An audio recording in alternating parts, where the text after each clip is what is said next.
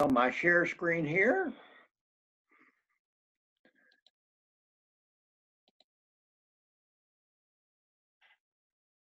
And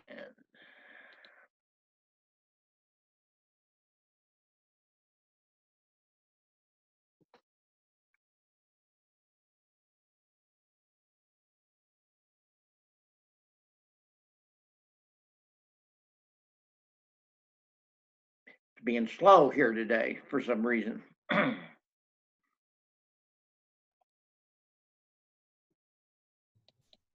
There we go. Okay. Welcome back. Whoops.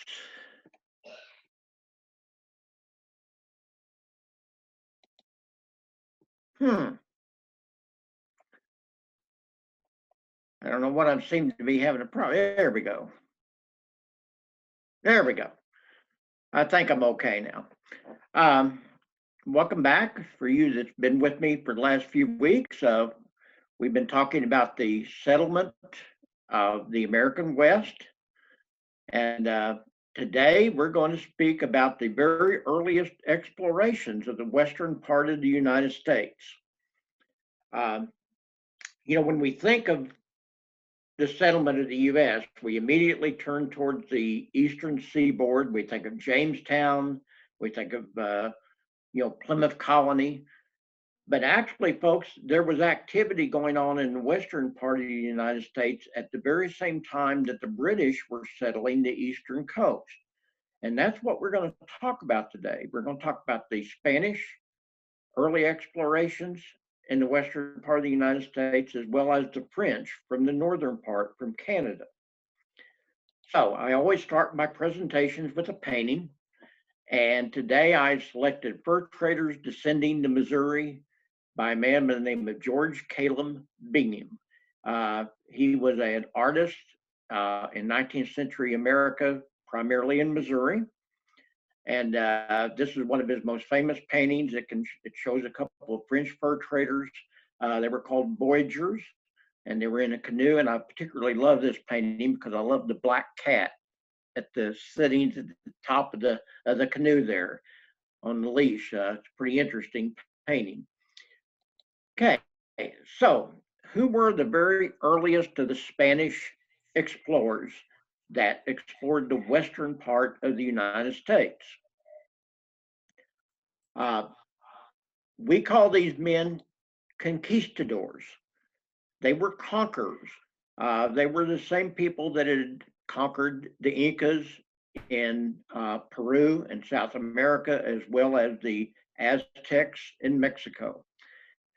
Well, these conquistadors were primarily a warrior class.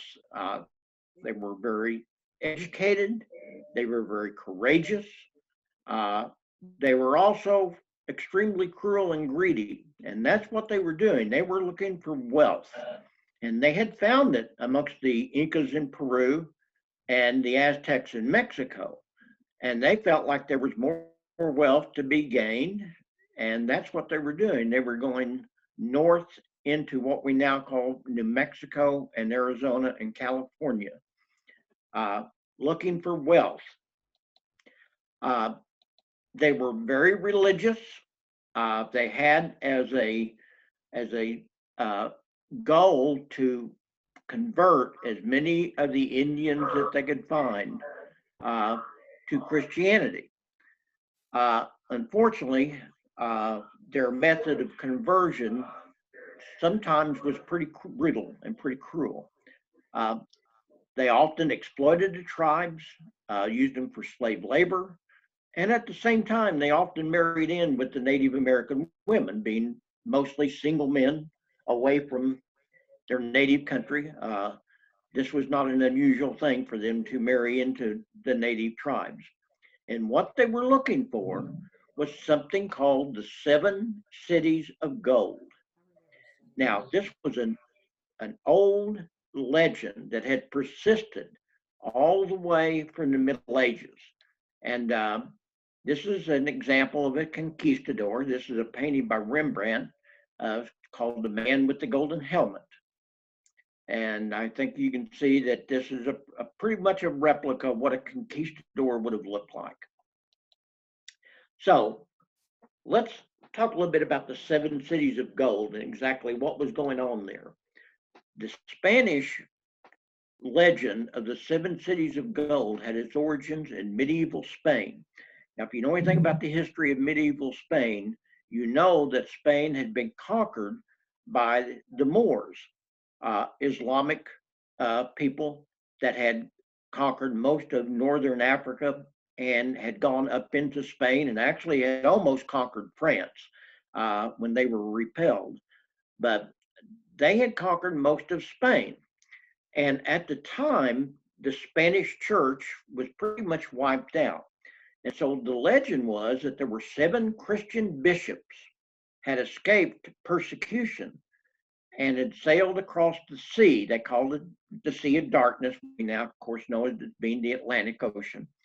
And that they had landed on islands that they called Antilia, which we now know, of course, are the islands of the Caribbean and Bahamas, and of course, the mainland of the United States and Central America. But this was the legend of the 7 cities of gold. They felt like that these bishops had been rewarded for being faithful and true, and they had settled cities on streams filled with golden sand, and that they were just almost built of solid gold for each one of the bishops. So the goal of these conquistadors was looking for the 7 cities of gold. So that's what they were doing when they were exploring the United States, the western part of the United States, and Mexico and Peru and some of these other countries in South America. This is a drawing or painting of what they thought they were looking for. This was one of those 7 cities of gold. And of course, this was only enhanced by the idea that when they had found actually the Inca civilizations and the Aztec civilizations, they had been fabulously wealthy cities with gold and silver. So, they thought that these things really did exist. So, the first major expedition, there had been other ones before, but the first major expeditions into the western part of the United States by the Spanish took place in 1540. The viceroy, the governor of Mexico, selected a man by the name of Francisco de Coronado to lead an expedition of 300 Spanish soldiers north in the present-day Arizona in search of these 7 cities of gold. He took with him cattle, horses, and these, of course, later on, many of them escaped. The horses were the forerunners of the Mustangs, the wild horse states. The cattle that escaped were the forerunners of the Longhorns that ultimately became the prized cattle of Texas and other areas like this. So these 300 Spanish conquistadors headed north out of Mexico City into what we now know as Arizona. Well, they didn't find the 7 cities of gold, as you probably are aware. All they found was a Zuni Pueblo made of adobe. Coronado did send some of his force westward from where he discovered this Pueblo, and they did discover the Grand Canyon. Can you imagine? I was at the Grand Canyon about 3 years ago. Can you imagine what these early conquistadors must have thought as they walked upon the edge of the rim of the Grand Canyon? If you've ever been there, you know that it's really kind of like it's an illusion of flatness until you get right to the edge. And then all of a sudden you see this gigantic chasm a mile deep. And I can't imagine what they must have thought when they first seen this Grand Canyon. It must have been an awe-inspiring sight, even though it may have not been a 7 cities of gold. It must have been an awe-inspiring sight.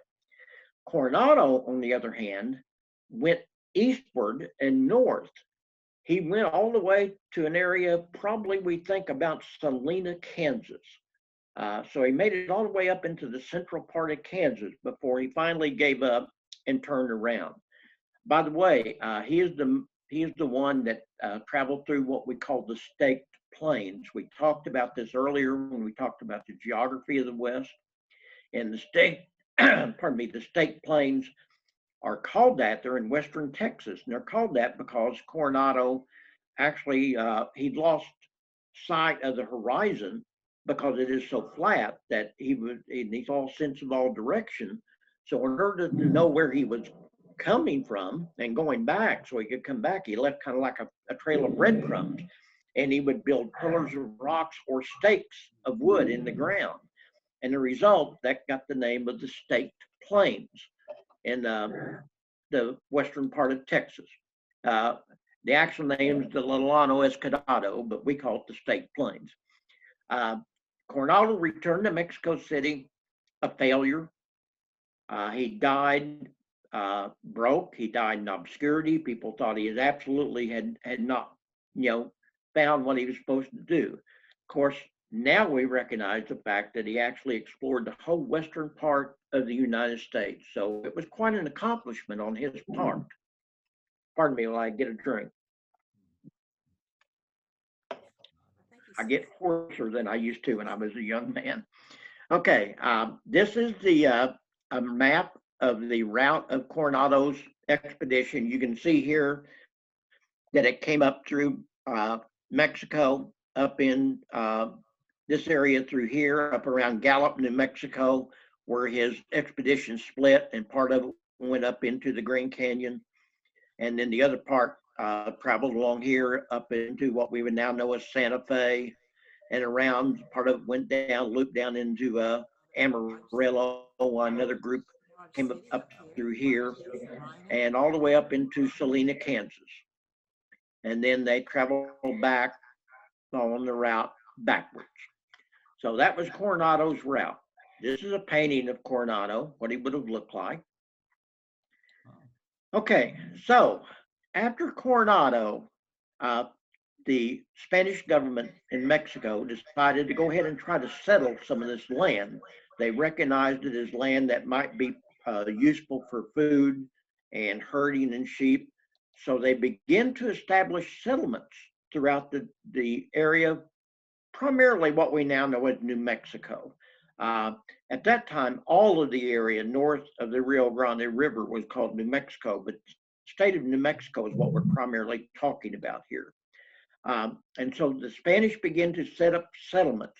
The earliest one was 1609, Santa Fe. Now I want you to think about this. Jamestown was settled in 1607. The Plymouth colony was settled in 1620. Santa Fe is almost simultaneously settled at the same time that same time as Jamestown was. So the settlements in the West have a very, very old history. And again, we kind of overlook that because we're so concentrating in American history on the eastern seaboard, because that's where the British and most of our ancestors came from. By 1630, there were over 50 Franciscan friars that were settled in and around what we now know as Santa Fe, and active in around 90 Native American villages. And by 1680, there were over almost 3,000 Spaniards were living in the Santa Fe area. The problem was, folks, they were not welcome. The Spaniards were not really, how should I say this? They were pretty cruel. And again, this is a painting of a Franciscan friar by a man by the name of Peter Paul Rubens, another famous painter of the Renaissance. The Spanish would establish missions, and they had the idea that the best thing they could do would be to convert the natives by force. They actually used the sword and the gun, and they would gather up these Indians and they would basically tell them that they had no choice but to convert to Christianity. It's a known fact that many times that the friars would actually execute the Indians after they converted them, thinking that if they didn't execute them, they would go back to their sinful ways. So it was better to kill them and send them on to heaven. You can see why the Native Americans didn't exactly like the Spanish conquistadors and the Jesuits and the Franciscans and the Dominicans. They had a pretty harsh way of trying to convert the natives. They were genuine in their desire. It's just how they went about it didn't exactly work out very well. Uh, so the friars basically would administer to the salvation and forcing them to become labor. And at the same time, they had what was called a presidio, which was kind of like a fortress garrison of soldiers who were basically there to protect the friars and to protect the settlements. This went on for about 60 or 70 years around the Santa Fe area. And this is the oldest church in Santa Fe. It's called the San Miguel Mission in Santa Fe. It dates from almost the time of the settlement of Santa Fe. It's very old, in the 1600s. I don't think it was built in 1607, but it was built not too long after that. And obviously it's been remodeled and updated and all this, but it's one of the oldest extant churches in the United States today. By 1680, the natives had had enough. They said, enough is enough. We're done with this.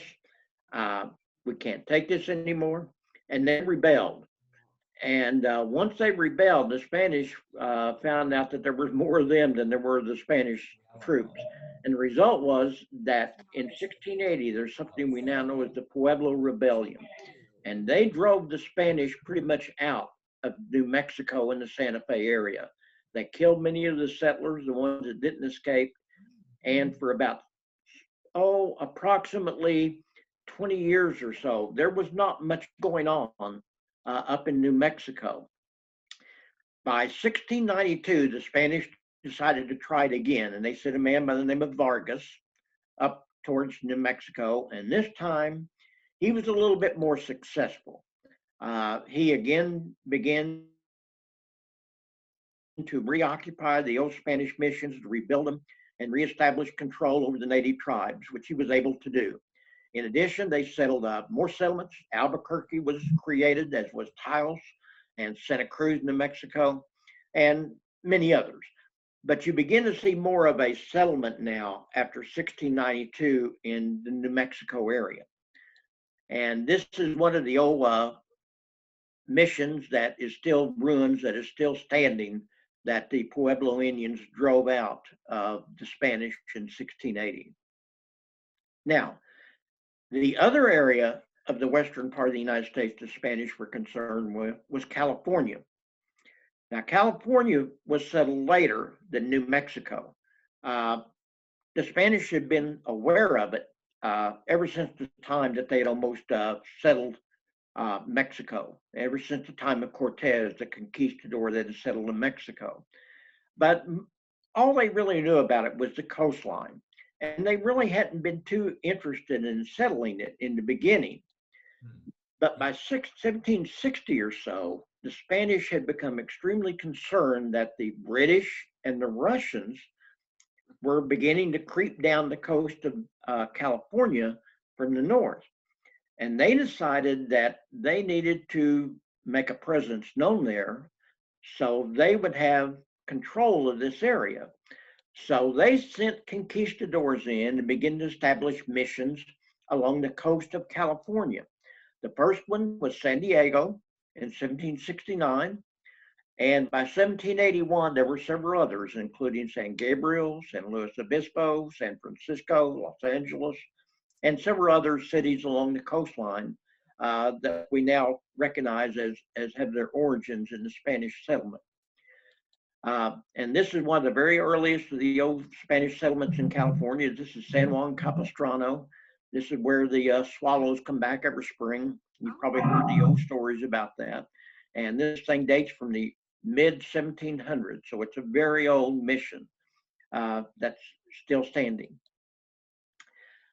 By 1774, the Spanish sent a man in by the name of Bajo, and he decided that he was going to try to really modernize and take control of the western coast of California.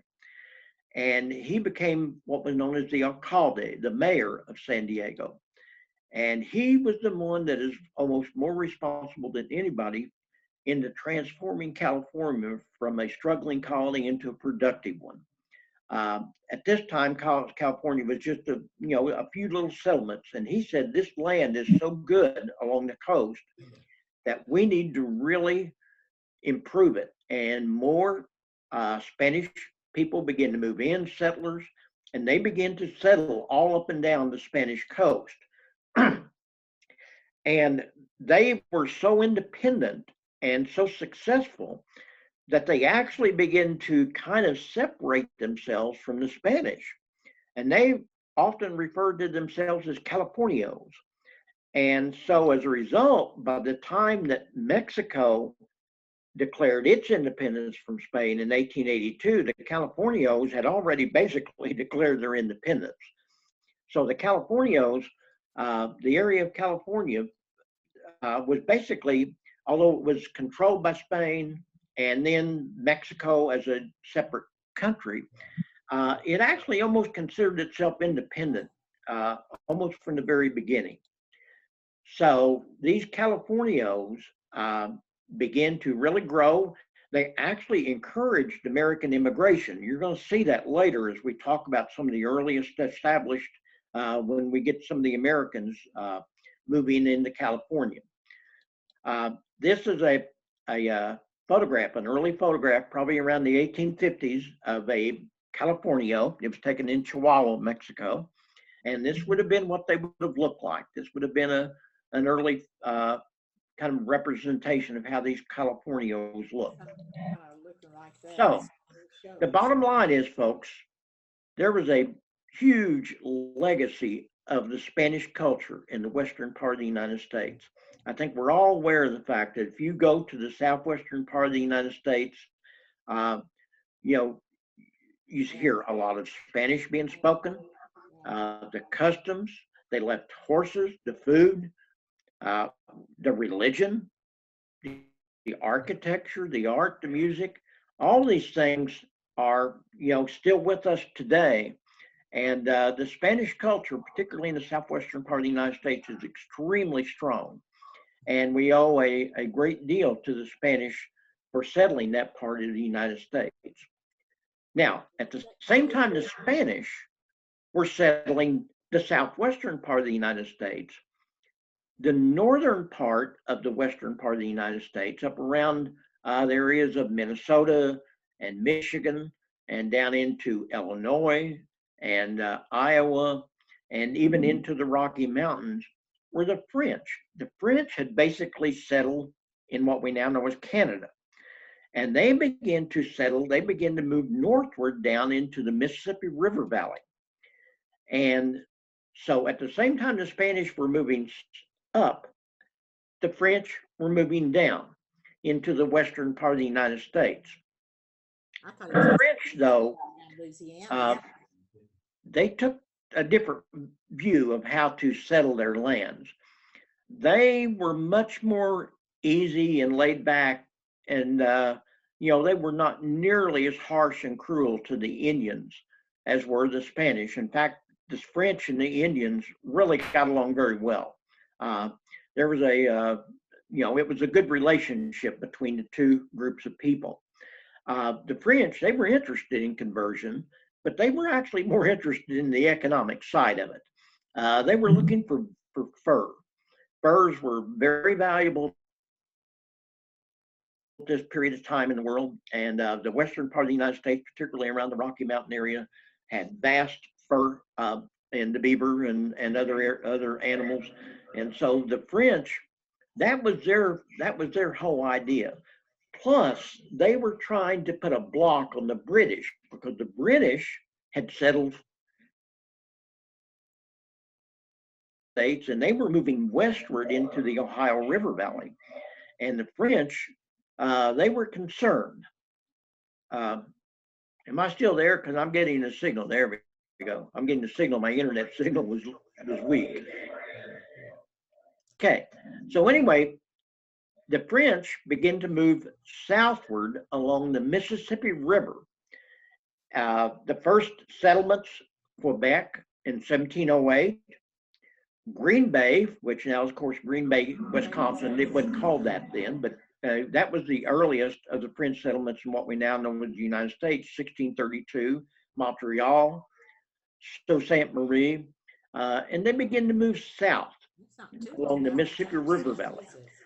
This would be a painting showing one of the early French, priest, and you can see that they just had a much easier attitude about how to deal with the Indians than did the Spanish. You reckon that's really Niagara Falls? Okay. Niagara Falls. Oh. The earliest French explorers in the West were fur traders and trappers. They were known as coureurs de bois, woods runners. And they were transported up and down the rivers by boatmen known as voyagers. I don't know how many of you have ever seen the miniseries Centennial, but in Centennial, the first episode, it's a 10-part miniseries about the settlement of the West, and the first part of it has to do with a couple of French fur traders, coureurs de bois, and they actually use this term in the first part of the miniseries of Centennial. And it's very good as far as showing what the French would have been like in the very early part of the settlement of the United States. These guys were forerunners of the mountain men. They were fearless. They were sometimes pretty crude. They were highly superstitious. They were volatile. They were illiterate, but at the same time, they were very, very courageous people, and they pretty much set the standard for what we know as the mountain men of the United States. So these coureurs de bois set about trading with the Native Americans of the Great Plains and the Rocky Mountains way before the first Americans crossed over the Appalachian Mountains. So these French were trading, doing what we were doing in the early 1800s. They were doing it in the early 1700s. They were 100 years before us in the Rocky Mountain region.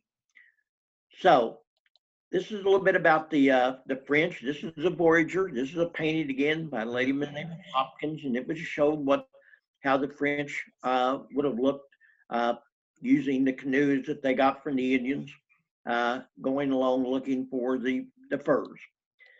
Now, the first French explorers came down the Mississippi River Valley and into the Great Plains.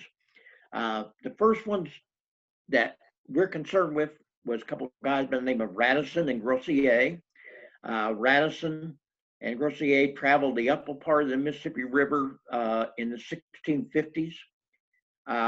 Probably the first one to see the Missouri River. Probably got as far as what we now know as St. Louis, and probably saw the Mississippi River. We don't think they went up the Missouri River because, frankly, if you've ever been to where the Missouri River and the Mississippi joins together, the conflux of it, it's an extremely dangerous part. And I seriously doubt they tried to go up the Missouri River. About 20 years later, 23 years later, a priest and another explorer by the name of Marquette and Joliet traveled all the way down the Mississippi as far south as the Arkansas River. So about 2/3 down the eastern edge of Arkansas to where the Arkansas River flows into the Mississippi. At that point, they turned around and came back and actually rode back up the Illinois River once they got to where it joins into the Mississippi River. By 1682, a man by the name of LaSalle went all the way down to the Gulf of Mexico, reaching the mouth of the Mississippi River. So by 1682, the French had pretty well explored all the area around the Mississippi River south into the Gulf of Mexico. A man by the name of Tate had traveled up the Arkansas River for several hundred miles. So they were very familiar with what we now know as Iowa, Missouri, Arkansas, Louisiana. And again, this will give you an idea of the route of Joliet and Marquette, who are probably the most famous. They started up here and they came down to Green Bay, Wisconsin, and joined in the Mississippi River here, traveled down the Mississippi River all the way down basically to almost into Louisiana. And then they turned around and went back up and took the Illinois River up to what we now know as Chicago, and then on the Lake Michigan all the way around back up to where they started. So this was one of the very earliest big explorations of the western part of the United States. It's a painting of Father Marquette, one of the most famous French explorers of the time. So the French began to set up settlements all along the Mississippi River. A lot of these are now what we call Illinois and Missouri. You had areas like Cahokia in 1699, Kaskaskia, 1700, New Orleans, 1718, Port Orleans, 1724, St. Genevieve, Missouri, in 1735, St. Louis in 1764, and St. Charles in 1769. These were some of the very earliest French establishments. These cities have still in existence, and some of them, of course, like St. Louis and St. Charles and New Orleans, are very large cities now and still have a great deal of French influence in them. They kind of pride themselves on the French culture. Yeah, New Orleans. However, by the end of the French and Indian War, the French were basically driven out of North America.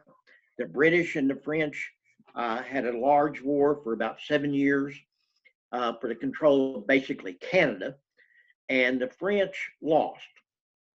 And rather than deed all their lands over or give all their lands to Britain, they decided that they would deed most of the land west of the Mississippi River to the Spanish. There was a reason here. The Spanish and the French thrones, the monarchies of both, belonged to a common family called the Bourbons. And these Bourbons controlled both thrones. And so the French, rather than give up the land to the British, they decided to give it to the Spanish. Of course, the Spanish were wanting to make sure and kind of block the British out too. So if you were to go to parts of the United States, in the western part of the United States, you will see a vast amount of French influence. This is a house in St. Genevieve, Missouri. St. Genevieve is about 100 miles south of St. Louis on the Mississippi River. And it is just loaded with French style houses from the 1700s and the early 1800s. In fact, it's my understanding that St. Genevieve has just been made, the whole town has just been made a national park. It's most of the houses in St. Genevieve have been put on the National Historic Register, and I think they have now actually made this into a national park, the whole city. It's a beautiful little city. If you've never been there, if you ever get the chance, you ought to go to it. It's really interesting and neat. These houses, like I said, some of them, they range all the way from the mid 1700s up into the mid 1800s. And you can see a lot of French architecture there and a lot of French culture. Of course, the French, they left their cultural imprint upon the areas around St. Louis and New Orleans just as much as the Spanish did their imprint in the southwestern part of the United States. So folks, this is what was going on in the western part of the United States at the same time as the British were settling the eastern seaboard into what we now know, of course, as the United States. So I want to give you an idea of what was happening in the western part. Now, I always end my presentations by recommending a book and a movie, sometimes one or both. In this case, I would recommend, as far as reading, if you really like to read, I would recommend James Michener's Centennial. It's a fantastic book. Other than the source, it's probably his best writing, and it's just really a great epic story of the settlement of the West, and goes all the way from prehistoric times all the way up to the modern times in a little fictional town called Centennial, Colorado. There actually is a town called Centennial, Colorado, but it's not the one that he's talking about. As far as movies, here at the township, we watched The Last of the Mohicans. It's a beautiful movie. It's a really well done movie. I have to tell you, it's pretty violent. so it's something that you might be aware of if you decide to watch it. But it's a great movie. So tomorrow, or pardon me, next week, what we're going to do is we're going to look at the very earliest exploration of the West by the Americans. We're going to talk about the Lewis and Clark expedition. It is one of the great epic stories in American history. It is a genuine heroic tale, and I know we throw that term around quite a bit, but these guys really were genuine heroes. So next week, same time, we'll be talking about Lewis and Clark. I hope you can join me, and we'll continue our study of the history of the American West. So this is kind of an early day, but it's a beautiful day here. It's a good day to get outside if you can and enjoy the sunshine and the nice fall weather. So, Kaylin, I'm going to turn it back over to you. I think he's in Missouri, maybe. If you're there.